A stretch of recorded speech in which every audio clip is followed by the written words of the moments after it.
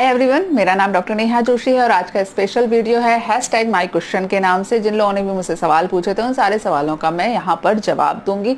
Time waste नहीं करते, directly start करते हैं ट्रीटमेंट के बारे में। सबसे पहला सवाल है, नीलेश मौर्य जी ने सवाल किया है hashtag my question.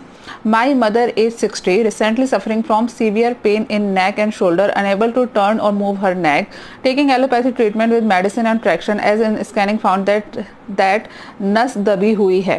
She can't sleep properly. I have seen both videos on osteoarthritis and some joints are clear. Some points are clear, but suggest some treatment to cope up with दबी हुई नस.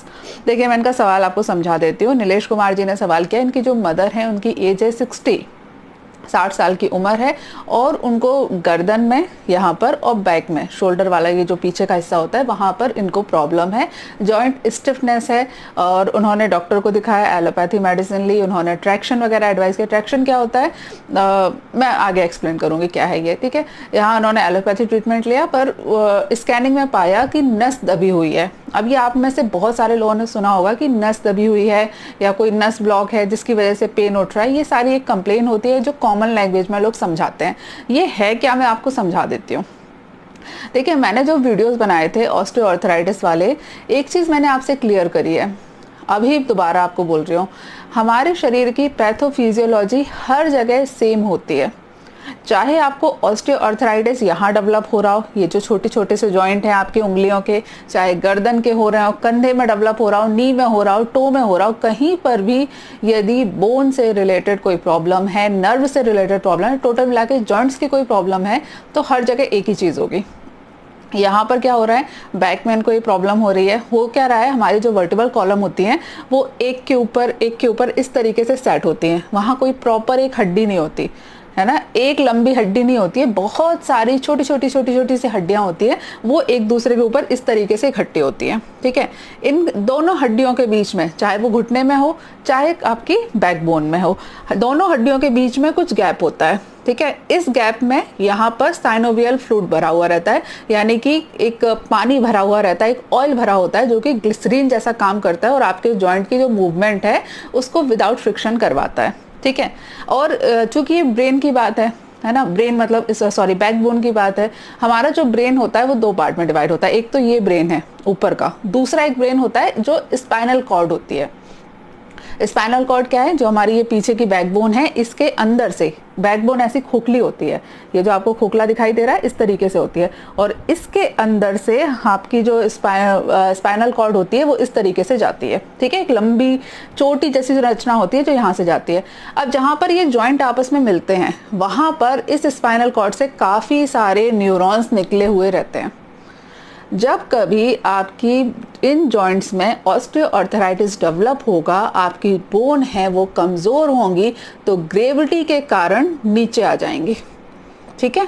यहाँ का synovial fluid कम हुआ, यहाँ पर friction चालू हुआ, बोन कमज़ोर हुई, ये इस तरीके से हवा में एक दूसरे लटकी हुई थी। इन दोनों को स्टोर करने का काम, यहाँ जो दूसरे साइड से लिगामेंट थे, टेंडोन थे, मसल्स की कवरिंग थी, वो इसको होल्ड किए हुए थे इस तरीके से हवा में। जब कभी भी ये जॉइंट कमज़ोर हुआ तो ये हड्डियाँ आपस में एक दूसरे के पास आ गई, बिल्कुल ऐसे धम से नहीं गिर पड़ती हैं, पहले इतनी दूर थी, फिर इतनी आई, फिर इतनी आई, ठीक है। अब जब ये पास आएंगी, इनसे निकल रहे थे न्यूरॉन्स स्पाइनल कॉर्ड से, तो क्या होगा, वो न्यूरॉन दबने लगेंगे। इसी चीज़ को कहा जाता है नस दबी हुई है। आप लोगों ने सुना होगा सियाटिका के जो पेशेंट होते हैं जिनको सियाटिक पेन चालू होता है, उनको भी यही बोला जाता है कि कोई नस दबी हुई है। सर्वाइकल पेन में भी नस दबी हुई है, लंबर पेन हो जाता है यानी कि कमर के दर्द चालू हो जाते हैं तो वही चीज़ होती है, नस दबी हुई है। टोटल मिला के ये है कि इस जॉइंट में जो आपके बैक बोन के बहुत सारे जॉइंट होते हैं, ऊपर से लेकर नीचे तक बहुत सारे जॉइंट होते हैं वहाँ पर, क्योंकि बहुत छोटी बहुत सारी वहाँ हड्डियाँ होती हैं, ठीक है। इन हड्डियों के बीच में ऑस्टियोआर्थराइटिस डेवलप हुआ। ऑस्टियोआर्थराइटिस डेवलप होने के कारण वहाँ का जो लिगामेंट थे, जो टेंडोन थे, जो मसल्स थी, वो सारी वीकनेस हुई, वीकनेस आई तो वो नीचे और आने लगे, और उस प्रेशर के कारण न्यूरॉन्स के ऊपर जो कि स्पाइनल कॉर्ड से निकल रहे थे वहाँ पर प्रेशर आया। ये है टोटल रामायण, ये हर जगह सेम रहेगी। घुटने के दर्द में मैंने यही चीज़ एक्सप्लेन करी थी कि वहाँ पर भी सेम चीज़ होती है। यदि आपको यहाँ ऑस्टियोआर्थराइटिस डेवलप हो जाए तो बहुत छोटा सा जॉइंट है, लेकिन यहाँ पर भी यही चीज़ होगी। अब इस नस जो दबी हुई नस है उसका ट्रीटमेंट क्या होगा? जो आपकी पैथोफिजियोलॉजी है उसी को सही करना है। ये जो आपकी बोन है, यहाँ की जो पूरी बोन्स कमज़ोर हो गई हैं, यहाँ के जो लिगामेंट थे, जो मसल्स थे, टेंडॉन थे, जो उसको होल्ड करने का काम कर रहे थे, वो कमज़ोर हो गए हैं और कमज़ोर होने के कारण, ग्रेविटी के कारण नीचे खिसक आए हैं। तो आपको क्या करना है, इनको स्ट्रेंथ देनी है। जब ये स्ट्रेंथ इनको आएगी तो ये जो नीचे आ गए हैं वापस नॉर्मल तन जाएंगे। ये तन जाएंगे तो वहाँ जो न्यूरॉन्स हैं उनके ऊपर जो प्रेशर डेवलप हो रहा था वो प्रेशर खत्म हो जाएगा। प्रेशर खत्म हो जाएगा तो जो नस दबी हुई है वो ठीक हो जाएगी। अब ये सब कैसे होगा, नस दबी हुई को खोलने का कोई उपाय नहीं है। आपको क्या करना पड़ेगा, वहाँ के मसल्स को, लिगामेंट को और टेंडॉन को और बोन को, इन चारों चीज़ों को स्ट्रेंथ देनी पड़ेगी। स्ट्रेंथ कैसे आएगी, जब भी कोई बीमार होता है तो आपको सबसे पहले उसको रेस्ट करवाना है। यदि बैकबोन में ये प्रॉब्लम डेवलप हो रही है, जैसा आपने कहा कि आपकी मदर गर्दन भी इस तरीके से नहीं हिला पा रही हैं, उनको इतना पेन होता है, तो सबसे सबसे सबसे ज़्यादा इम्पॉर्टेंट है कि आप उनकी बैकबोन को रिलैक्स दो, आराम दो। अब आप रिलैक्स कैसे करोगे, हमारी जो बॉडी है, जो धरती की ग्रेविटी होती है उसके अगेंस्ट में खड़ी है। ज़मीन ऐसे होती है फ्लैट और हम इस तरीके से खड़े होते हैं। इस तरीके से हमारे शरीर को खड़ा रखने का काम कौन करता है, वर्टिब्रल कॉलम करता है, रीढ़ की हड्डी करती है। इसका मेन काम है हमारी बॉडी को इस तरीके से खड़ा रखना, स्ट्रेंथ प्रदान करना। अगर ये रीढ़ की हड्डी कमज़ोर हो जाती है तो ग्रेविटी के कारण हमारा शरीर इधर आगे झुकने लगता है या हम पीछे की तरफ होने लगते हैं। कई लोग आपने देखे होंगे ना, ऐसे करके चलते हैं, ये बैकबोन की कमज़ोरी है। कई बुढ़ापे में लोग ऐसे चलने लगते हैं, ये भी कमज़ोरी है। ठीक है, तो आपको क्या करना है, सबसे पहले तो उनको आराम देना है। अब आप आराम कैसे दोगे, आराम देने के लिए प्लीज़ उनको बोलो कि ज़्यादा से ज़्यादा बेड रेस्ट करें। बेड रेस्ट बिना तकिया लगाए, ज़मीन के ऊपर या बेड के ऊपर बिल्कुल सॉफ्ट पतला वाला गद्दा डाल के, कोई वो कुशन वाले बहुत अच्छे जो गद्दे आते हैं अलग अलग कंपनी के जिसमें इंसान बिल्कुल दब जाता है, वो नहीं, सिंपल हमारे यहाँ देसी जो रुई के गद्दे होते थे या फोम का, पतली फोम का जो गद्दा होता है, उस गद्दे पे उनको लेटना है, बिना तकिया लगाए लेटना है और लेटे लेटे आपको हल्की हल्की इस तरीके से एक्सरसाइज करनी है। जितना ज़्यादा वो लेटे रहेंगे, एक्सरसाइज करेंगे, उतनी जल्दी उनको ये जो लिगामेंट है इनमें स्ट्रेंथ आ जाएगी। ठीक है, दूसरी चीज़ है, जब भी खड़े होते हैं उनको कॉलर का इस्तेमाल करना है। कॉलर क्या, वो जो गले का पट्टा होता है और कमर का पट्टा होता है। भले ही प्रॉब्लम अभी गर्दन में और शोल्डर में है, लेकिन उनको कमर के लिए लंबर वाला जो पट्टा आता है उसका भी इस्तेमाल करना है, गर्दन के लिए भी पट्टे का इस्तेमाल करना है। बहुत ऑड लगता है, देखने में बहुत अजीब लगता है कई बार, पर ये प्रिकॉशन के लिए बहुत बहुत बहुत ज़्यादा ज़रूरी है, क्योंकि अदरवाइज जितना उन्होंने रेस्ट किया वो खड़े हुए वापस वहीं से रामायण स्टार्ट से चालू हो जाएगी। ठीक है, जो कुछ भी आपने मेहनत करी वो सब बर्बाद हो जाएगी। तो इस चीज़ का आपको ध्यान रखना है। ठीक है, तीसरी चीज़ है, आपको रेगुलर मसाज करनी पड़ेगी। हो सके यदि आपके पास इतनी लग्जरी है, आपके पास इतना पैसा है, तो एक बार किसी पंचकर्म सेंटर पर जाकर उनका स्नेहन स्वेदन करवा लीजिए। यदि स्नेहन स्वेदन की आपकी परमानेंट फैसिलिटी नहीं है तो आप किसी आयुर्वेद मेडिकल कॉलेज पे जाके भी उनका स्नेहन स्वेदन करवा सकते हैं। वहाँ पर आप करवाओगे तो आपको लगभग फ्री ऑफ कॉस्ट पड़ता है। बहुत ही मिनिमम 50 रुपये 100 रुपये की कुछ रेट होती है, बहुत ज़्यादा कॉस्टली नहीं होता क्योंकि गवर्नमेंट मेडिकल कॉलेज है। आप प्राइवेट सेंटर पे जाओगे तो पंचकर्म करवाना काफ़ी एक्सपेंसिव होता है। ठीक है, तो दोनों में से जो भी ऑप्शन आपके पास अवेलेबल है उसको चूज़ करिए। यदि दोनों ही ऑप्शन अवेलेबल नहीं है तो एक बार आप किसी आयुर्वेद पंचकर्म सेंटर पर जाकर थोड़ा देख लीजिए कि मसाज किस तरीके से की जाती है। अदरवाइज यूट्यूब पे आपको काफ़ी सारे ट्यूटोरियल मिल जाएंगे। आपको हल्के हाथ से, बहुत ही हल्के हाथ से धीरे धीरे अंगूठे की सहायता से इस तरीके से मूव करते करते वर्टिब्रल कॉलम पर मसाज करनी है। मसाज आपको करनी है महानारायण तेल से। महानारायण तेल से दिन में 1 बार या 2 बार हल्के हाथ से मसाज करिए। उसके बाद गर्म पानी से सिकाई करनी है। यदि गर्म पानी से सिकाई करना पॉसिबल ना हो, कि आप कोई व्यवस्था नहीं बन पा रही, तो फिर आप उन्हें गुनगुने पानी से स्नान करने के लिए बोलिए। नहाते समय 1 बाल्टी 2 बाल्टी एक्स्ट्रा पानी रखें और गर्म पानी से स्नान करना है। ये सारी छोटी छोटी सी टिप्स आपको लग रही होंगी कि यार ये तो मुझे पता था या मैंने सुना था, हम कर भी रहे हैं, लेकिन हमें कोई ट्रीटमेंट बताओ। अनफॉर्चुनेटली जो मेरा ट्रीटमेंट करने का तरीका है वो हमेशा लाइफ स्टाइल को करेक्ट करने का रहता है। मैं आपको यहाँ कोई दवाई बता भी दूँ या कोई भी डॉक्टर आपको बहुत अच्छा पेन किलर मेडिसिन बता दे, उससे लेकिन कुछ नहीं होने वाला। आपको आराम मिल भी जाएगा तो 1 महीने बाद 2 महीने बाद आप वहीं से स्टार्ट हो जाओगे, फिर से प्रॉब्लम हो जाएगी। तो सबसे पहले ज़रूरी होता है कि जो प्रॉब्लम का कॉज है उसको दूर करना। ठीक है, ये सारी चीज़ें हो गई। इसके बाद यहाँ पर मैं आपको एक चीज़ बता रही हूँ, आपने जो कि केवल एज लिखी है 60 एज है, यदि आपकी मदर को किसी प्रकार की कोलेस्ट्रॉल या डायबिटीज़ की प्रॉब्लम नहीं है तो उनको एक लहसुन की कली, सिंपल जो लहसुन होता है, एक लहसुन की कली को कूट कर अच्छे से कूट लीजिए उसको, और इसमें 1 से 2 चम्मच 5 ml या 10 ml तिल का तेल मिलाकर जो इसकी चटनी जैसी बन जाएगी, इसको खाना है और ऊपर से हल्का गुनगुना पानी पीना है। हल्का गुनगुना, लहसुन के साथ में बहुत ज़्यादा गर्म पानी नहीं पिया जाता, हल्का गुनगुना पानी आप पीजिए। इससे क्या होगा, ये जो कमजोरी आई है, आयुर्वेद में इसको वात दोष के कारण बोला जाता है। जब आप तिल का तेल लोगे और साथ में लहसुन का प्रयोग करोगे तो उससे वात दोष उनका कम होगा। वात दोष कम होगा, साथ में आप एक्सरसाइज करोगे, स्नेहन करोगे तो मसल्स में स्ट्रेंथ आएगी। रिलैक्स करना बहुत ज़्यादा ज़रूरी है, और लेटे लेटे वाली जो हल्की एक्सरसाइज होती है, यानी कि बिस्तर पर आराम से लेट गए और फिर गर्दन को हल्के हल्के ऐसे मूव कराना है। बिस्तर पे लेटे लेटे, बैठ के कराओगे तो हमारी वर्टिब्रल कॉलम ग्रेविटी के अगेंस्ट में खड़ी है तो वो स्ट्रेंथ एक्स्ट्रा पड़ रही है, वो नहीं करना। आराम से बिस्तर पे लेट के एक्सरसाइज करानी है, बहुत ही माइन्यूट एक्सरसाइज है। कंधे को ऐसे ऐसे मूव कराइए, हल्के हल्के दोनों, इसमें इनको हड्डी ऐसे मूव कराइए। ये यहाँ की एक्सरसाइज होती है, पर इससे क्या, यहाँ तक की जो नस होती है वो खिंचती है, तो ये हल्की एक्सरसाइज करानी है, बिल्कुल लाइट एक्सरसाइज करवानी है। एक्सरसाइज लगातार चालू रखनी है, कम से कम 2 महीने। ऐसे तो लाइफ लॉन्ग चालू रखो, लेकिन 2 महीने तो आपको करना ही करना है, ठीक है। और हाँ, ये लहसुन का और तिल के तेल का आपको प्रयोग करना है। मेडिसिन में यहाँ आपको नहीं बताऊंगी, कई बार पेशेंट की कंडीशन नहीं पता होती है, और सारी कंडीशन की लिवर क्या है, किडनी क्या है, तो इस तरीके से पेन किलर मेडिसिन जो बहुत लंबे समय तक चलती हैं, कई बार नुकसान पहुंचा सकती हैं।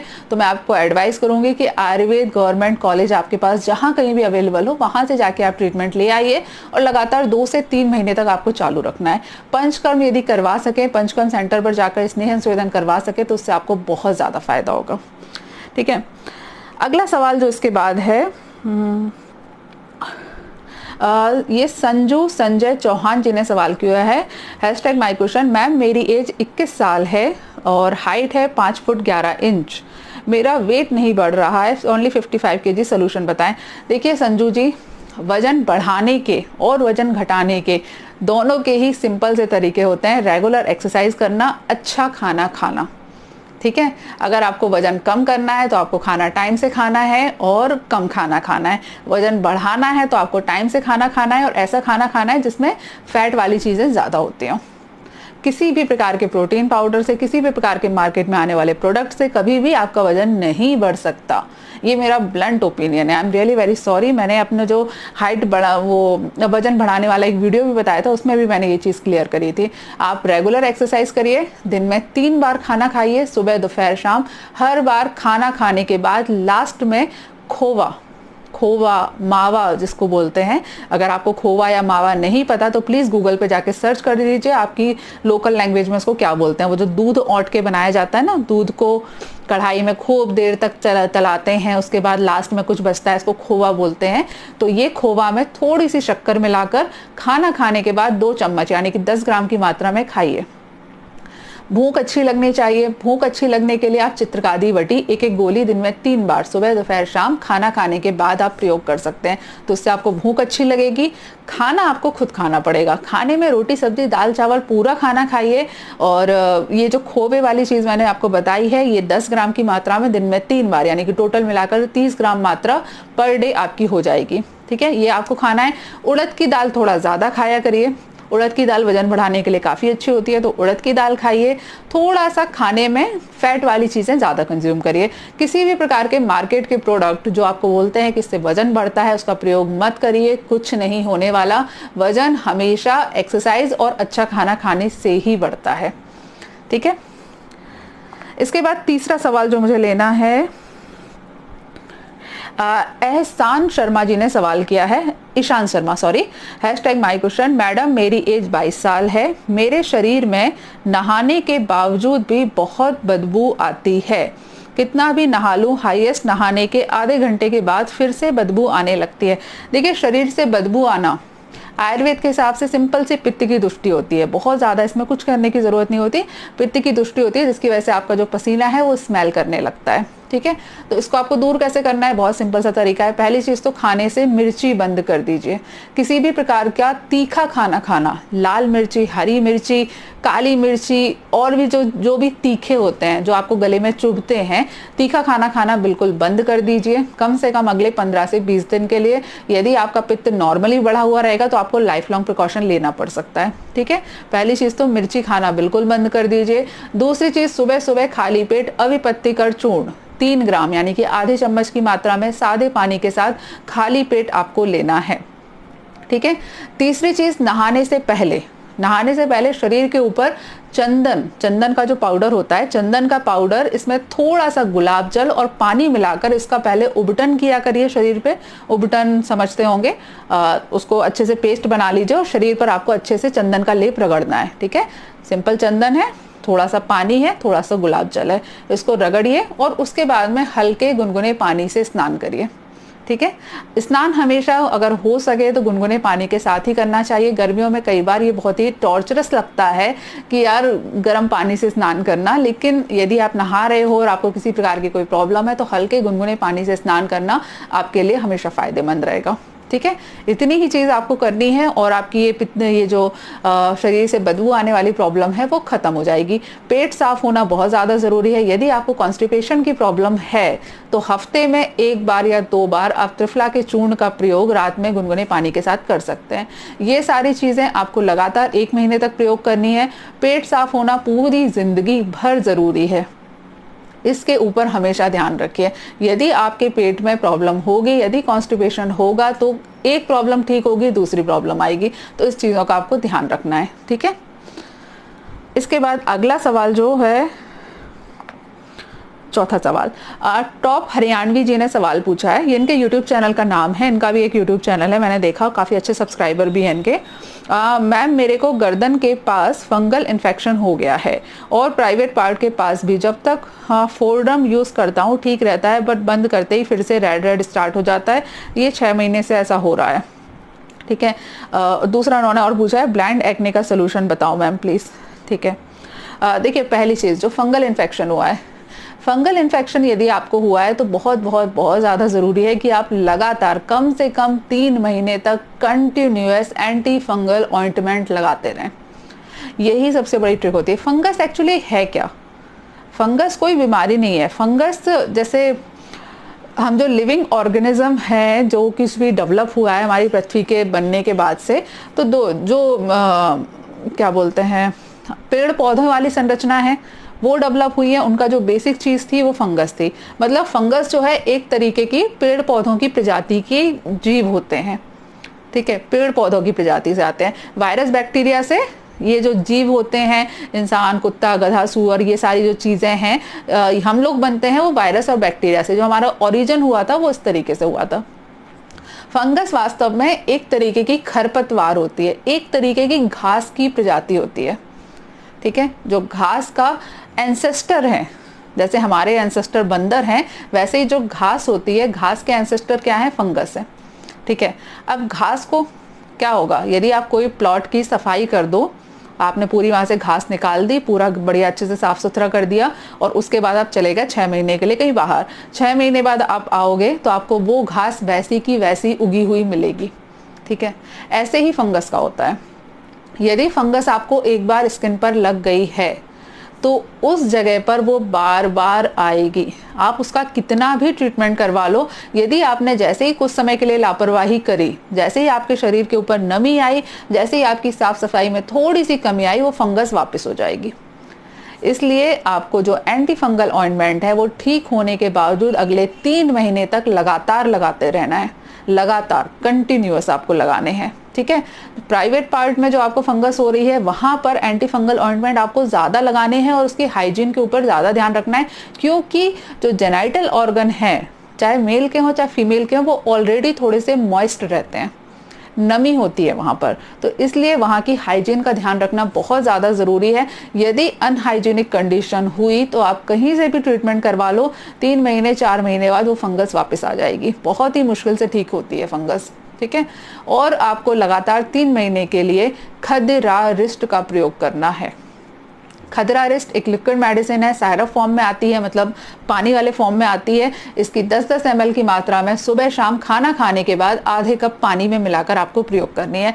खदरा रेस्ट लगातार 3 महीने तक आप प्रयोग करिए। हाइजीन का ध्यान रखिए और एंटी फंगल ऑइंटमेंट आप कोई भी लगा रहे हैं, चाहे एलोपैथी का लगाएं चाहे आयुर्वेद का लगाएं, लगातार 3 महीने तक लगाते रहना है। आराम आपको शुरू के 5-10 दिन के अंदर ही मिल जाएगा, लेकिन आराम मिल गया फिर भी 3 महीने तक आप लगातार लगाते रहें, अदरवाइज ये बार बार रिपीट होगी। ठीक है, इस चीज का ध्यान रखिए। दूसरा आपने जो सवाल पूछा था कि वाइट स्पॉट नहीं हो क्या, वाइट एक्ने जो हो जाते हैं, उसके लिए आपने सवाल पूछा था कि इसको क्या करें। उसके लिए मैंने एक बहुत पहले एक वीडियो बनाया था, ब्लाइंड एक्ने, सॉरी। इसमें क्या होता है, ब्लाइंड एक्ने क्या होता है, जो एक्ने के टाइप होते हैं उसी में से एक होता है कि जिसके ऊपर वाइट स्पॉट आ जाता है। नॉर्मली एक्ने होते हैं वहां पर आपको एक काले कलर का स्पॉट दिखेगा, जो इस तरीके के एक्ने होते हैं उसमें वाइट स्पॉट दिखता है ऊपर। ये दोनों ही वास्तव में एक्ने के ही टाइप हैं, मुहासे के ही टाइप हैं। अंतर इतना होता है कि जो ब्लैक वाले होते हैं उसके अंदर इन्फेक्शन होता है, और इस टाइप के जो होते हैं, जो व्हाइट वाले होते हैं, इसमें इन्फेक्शन नहीं होता, केवल वहाँ की जो सेबेशियस ग्लैंड होती है उसमें ब्लॉकेज होता है, वो बंद हो जाती है। तो बंद होने की वजह से वो व्हाइट दिखाई देती है। इसको हटाने का तरीका जो नॉर्मल एक्ने के होते हैं वही इसके होते हैं। ठीक है, कुछ नहीं करना, रेगुलर स्क्रबिंग करनी है आपको। स्क्रबिंग करने के लिए मैं आपको बहुत ही सिंपल सी चीज़ बोलूँगी, मसूर की दाल का प्रयोग किया करिए।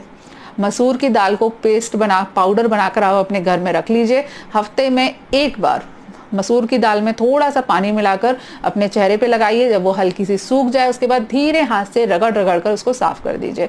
बहुत ही सिंपल सी चीज़ है, हफ्ते में एक बार करोगे तो आपको एक्ने की एक जो कंडीशन है, चाहे वो ब्लैक हो चाहे वाइट हो या फिर स्किन से रिलेटेड किसी और प्रकार की प्रॉब्लम हो, स्किन मतलब फेस से रिलेटेड, ठीक है, तो उन सारी प्रॉब्लम में आपको फायदा हो जाएगा। मसूर की दाल पाउडर बना के एक बार में रख लीजिए। जब आपको यूज़ करना है 5 मिनट पहले उसमें थोड़ा सा पानी डालिए, थोड़ी सी फूल जाएगी, उसके बाद चेहरे पे लगाना है। पूरा ड्राई नहीं करना है, अगले 3-4 मिनट तक केवल लगा के रखिए कि वो हल्की हल्की सूख जाए। उसके बाद हल्के गुनगुने पानी से स्क्रब करते करते धीरे धीरे उसको आपको हटा देना है। ठीक है, चलिए इसके बाद अगला सवाल जो है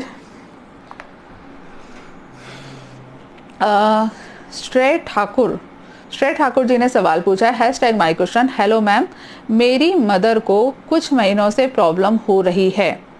पानी से ज़्यादा लगने पर हाथ में टिंगलिंग शिवरिंग जैसा कुछ होता है, फैन की हवा सहन नहीं होती, वेन टिंगलिंग जैसी फीलिंग आती है, मालिश करने से कुछ राहत मिलती है, हवा लगने पर पूरी बॉडी में शिवरिंग होती है। उनकी एज 51 है, please suggest treatment. All body test करवाए, सब ठीक है। मदर को डिस्क प्रॉब्लम भी है, लास्ट ईयर सर्वाइकल की प्रॉब्लम भी हुई थी। देखिए, शरीर के ऊपर हवा सहन नहीं होना, कई बार ये सिम्टम आते हैं, और हवा लगने पर शरीर के अंदर खुजली चालू हो जाना, थोड़ी सी झुंझुनी आना, ये नॉर्मल चीज़ है, ये बात प्रकृति वाले इंसान को होती है। ठीक है, ये कोई वास्तव में बहुत प्रॉब्लम नहीं है। केवल जिनको वात की दृष्टि होती है उनको ये सिम्टम आने लगते हैं। वात की दृष्टि को दूर करने का एक ही तरीका है कि आप रेगुलर शरीर के ऊपर मालिश करें, और आपने लिखा भी है कि मालिश करते हैं तो थोड़ा आराम मिलता है। अगले 1 महीने तक के लिए उनके शरीर पर प्रतिदिन दिन में एक बार सरसों के तेल की मालिश करिए। मालिश करने के बाद हल्के गर्म पानी से स्नान करना है। ठीक है, पीने के लिए उन्हें गर्म पानी पीने के लिए बोलिए। वो सारी चीज़ें जो कि वात को बढ़ाती हैं वो आपको छोड़नी पड़ेंगी। ज़्यादा टेंशन लेने की आदत, ऐसा खाना खाना जो बहुत ही ज़्यादा लाइट होता है, वो उनको नहीं करना है। वीडियो के शुरू में मैंने लहसुन का प्रयोग बताया, वो आपकी मदर भी कर सकती हैं, बशर्ते उन्हें कोलेस्ट्रॉल, किडनी, लिवर ये सारी चीज़ें ठीक हों। क्योंकि आपने लिखा है कि सारे टेस्ट नॉर्मल आए हैं, तो आप उसका प्रयोग कर सकते हैं। आपको क्या करना है, एक लहसुन की कली को अच्छे से कूट लीजिए, उसमें आपको तिली का तेल मिलाना है 10 ml की मात्रा में, और उसको मिलाकर उसकी जो चटनी जैसी बन जाएगी उसको पी लीजिए, चाट लीजिए, और ऊपर से हल्का गुनगुना पानी आपको पीना है। ठीक है, ये चीज़ इन्हें दिन में एक बार कराइए। ये कोई प्रॉब्लम नहीं है जो वर्तमान में इन्हें हो रहा है, ये प्रॉब्लम नहीं है, ये प्रॉब्लम की स्टार्टिंग है। कुछ समय बाद, आज से अगर आप अभी उनका ध्यान नहीं रखोगे तो अगले 3-4 साल बाद उनको वात रोग जिसको बोलते हैं, पूरे शरीर में वात के सिम्टम आने लगना, जॉइंट्स में प्रॉब्लम होना, बैक में प्रॉब्लम हो जाना, हाथ पैरों में सुन्नपन हो जाना, ब्लड का कम हो जाना, हीमोग्लोबिन का कम होना, ये सारे सिम्टम आज से 3 या 4 साल बाद आने लगेंगे। ये वात रोग की स्टार्टिंग है।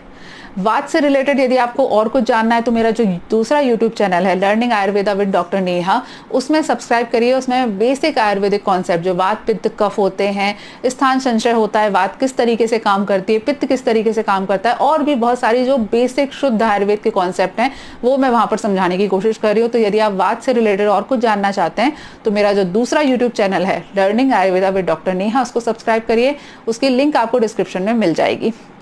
चलिए, आज के लिए ये 5 सवाल जो मैंने हाईलाइट करके रखे हुए थे, ये सवाल मैंने लिए हैं। यदि आपका कोई सवाल है तो कमेंट सेक्शन में पूछ सकते हैं। और यदि आप मुझसे पर्सनली बात करना चाहते हैं, मेरे जो एक्सक्लूसिव वीडियो हैं वो सब देखना चाहते हैं, तो उसके लिए आपको मेंबरशिप बाय करनी पड़ेगी। मेंबरशिप बाय करने के लिए नीचे जो ज्वाइन का बटन है उस पर क्लिक करिए। चलो, नेक्स्ट वीडियो में मुलाकात होगी। तब तक के लिए stay healthy and be happy. Good bye.